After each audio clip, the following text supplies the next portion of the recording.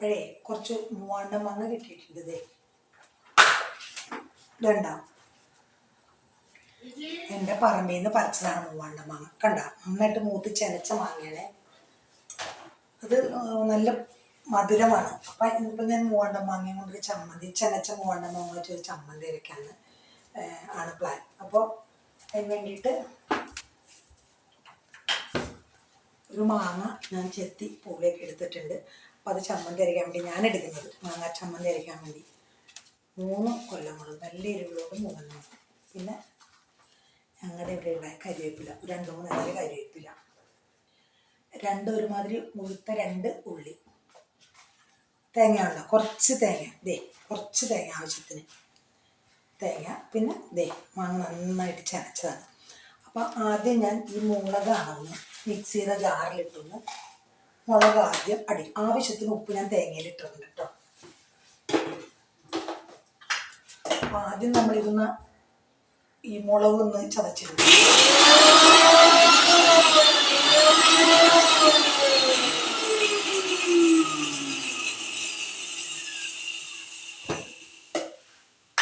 ഇനി ഞാൻ മാങ്ങ ഇടാൻ പോകണം. മാങ്ങയുടെ ഇതിലൊന്ന് നന്നായിട്ട്, മാങ്ങ ചതയുമ്പോൾ കുറച്ച് വെള്ളമൊക്കെ വരുമല്ലോ, അപ്പം അത് നന്നായിട്ട് അരച്ചിട്ട്, തേങ്ങ കുറച്ച് മതി, അധികം വേണ്ട, കാരണം പുളിയില്ലാത്ത മാങ്ങ ആയതുകൊണ്ട്. മാങ്ങ മാത്രമാണെങ്കിലും നല്ലതാണ്, ചതച്ച മൂവാണ്ടൻ മാങ്ങ.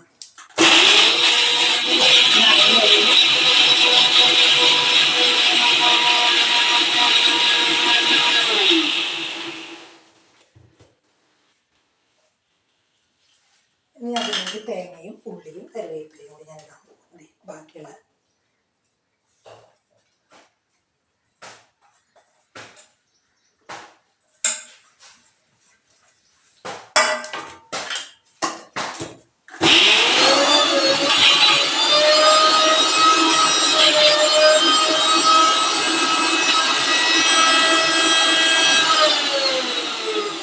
ചെന്നൈ പോയിട്ട് രാവിലെ എത്തിയാണ് എല്ലാം ആദ്യം തുടങ്ങുന്നത്.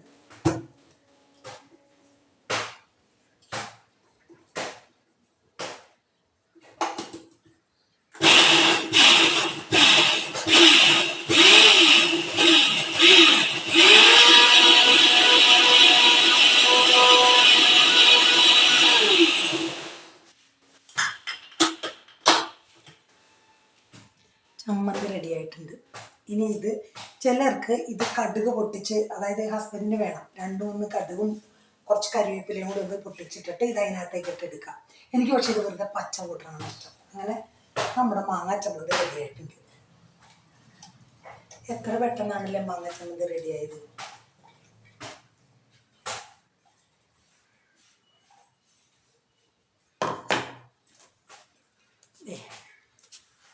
മാങ്ങ ചമ്മന്തി റെഡി. വേഗം ചെയ്യാവുന്ന ഒരു പണിയാണ്. ഇപ്പം എല്ലായിടത്തും മാങ്ങയുണ്ട്, എല്ലാവർക്കും മാങ്ങ ചെനച്ചു തുടങ്ങിയ സമയമാണ്.